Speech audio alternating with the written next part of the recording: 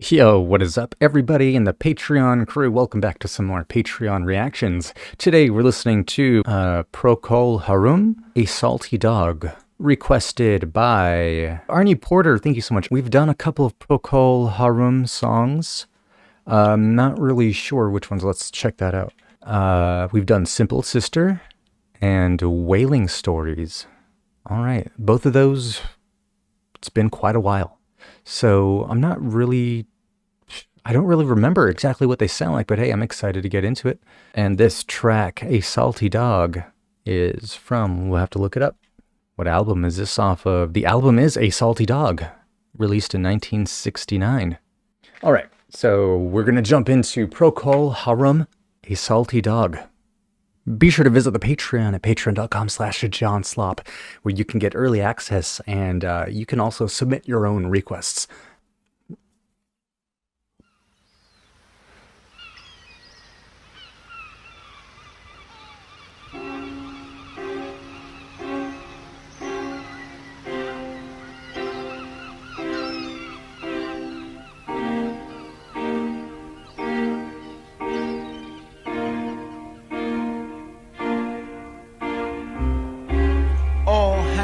On deck,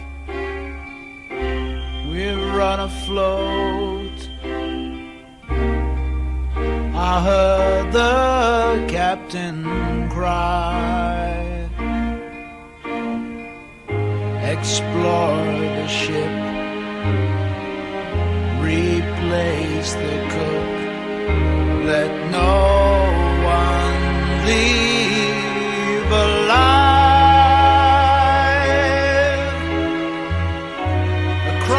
The straits around the horn, how far can sailors fly? Twisted part, our tortured course, and no one left alive.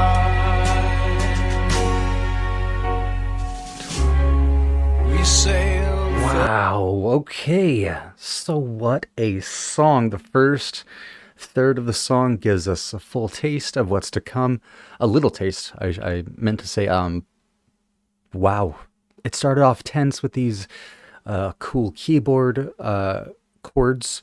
The wham, wham, wham. It almost sounds like 80s, like synth inspired. It reminds me of like a Scarface. Dude, you ever watch that movie? The soundtrack is one of my favorites. So yeah, this is definitely about like being out at sea.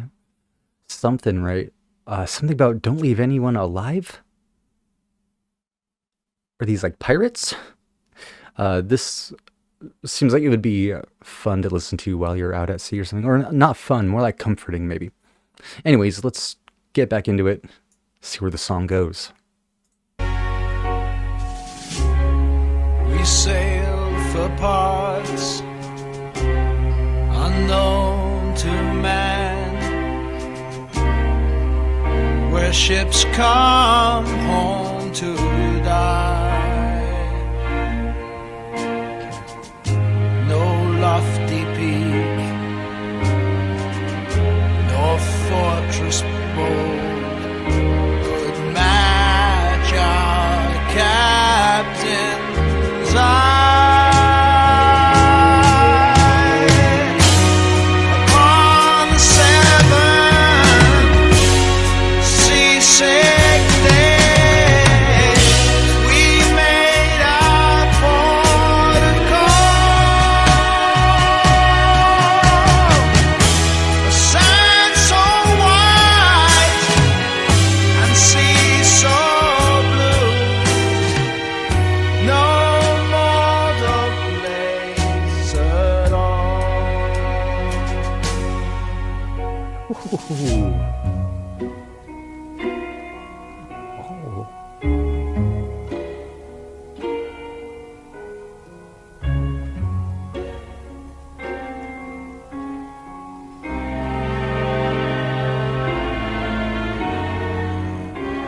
We fired the gun and burned the mast and rowed from ship to shore. The captain cried, we sailors wept, our tears were tears of joy.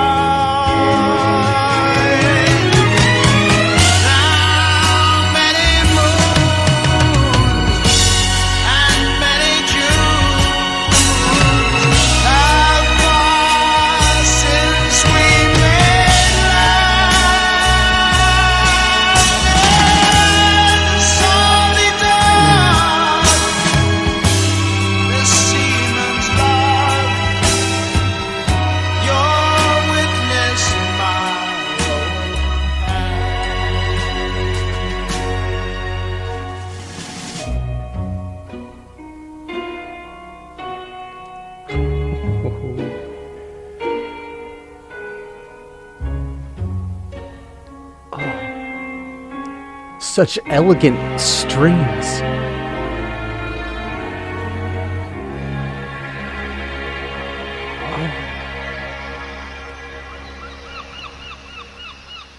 Ooh.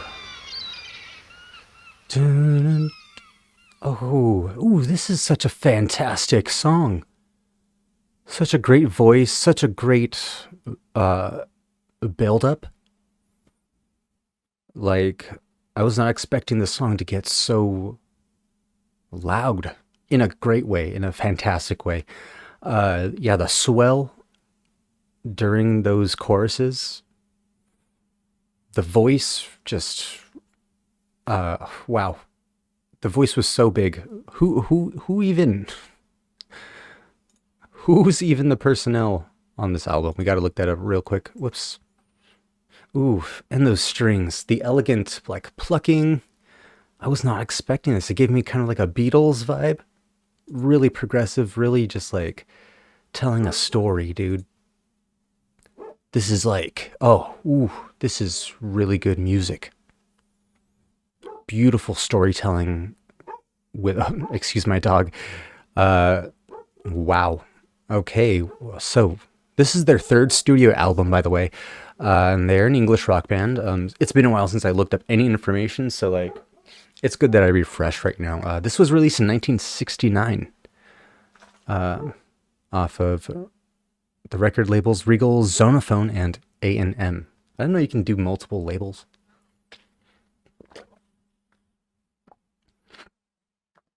How does that work? Two different labels helping to release an album.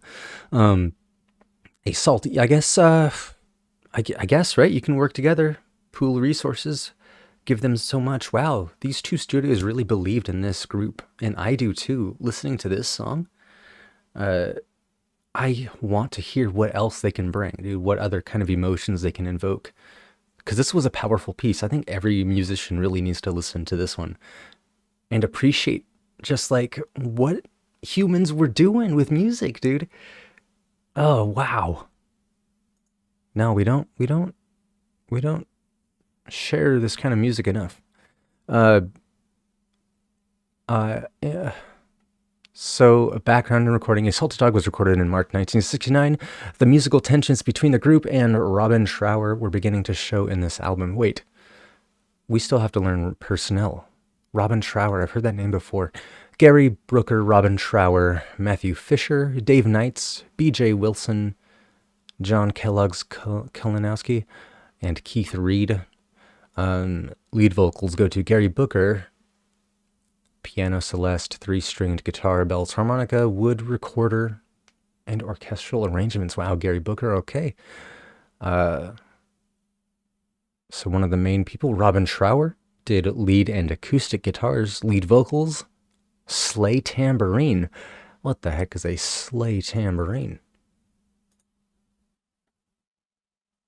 Okay, so it's just like a one-sided, it looks kind of like a brass knuckle kind of thing. Let's see, I can show you. Whoops. can show y'all real quick. Yeah, this thing. You know, looks like the thing you just carry in one hand, you know. I mean, you carry a regular tambourine and you get what I mean. Anyways, yeah, no, that was a great song. The amount of instruments in that one, it actually wasn't that many, but the impact they had, I was not expecting like the really heavy use of like violins and ooh, it sounded like a cello almost. What the heck? Orchestral arrangements. Yeah, we had some wow, some it doesn't credit the like orchestra. Let's sorry we're taking a long time on this. You can skip ahead. I'm if you feel like this is too much, right? Uh the musical tensions between the group and Robin Trower were beginning to show in this album, and although his guitar sound remains integral to most of the tracks, Crucifixion Lane, featuring a rare Trower vocal, in retrospect shows that Trower was already moving in a different direction from the rest of the band. Still, this album is much more musically varied than the two previous albums, with 3 Fisher vocals and 1 by Trower. Many of the instruments the band used on A Salty Dog has been previously used on albums by the Beatles and The Shadows. Ooh, The Shadows. That's a great name. I would love to check out something from them just based on that name alone. Yeah, I love the connection to the Beatles. Many of the instruments, like the exact same instruments. Okay, that might be why there's like a similar sound, just based on that. But let me know some further information. You know, how big was the orchestra that was used? Yeah, I don't know if it even says here. Anyways, let's move on to the next track. Thank you so much, Arnie. What a great request.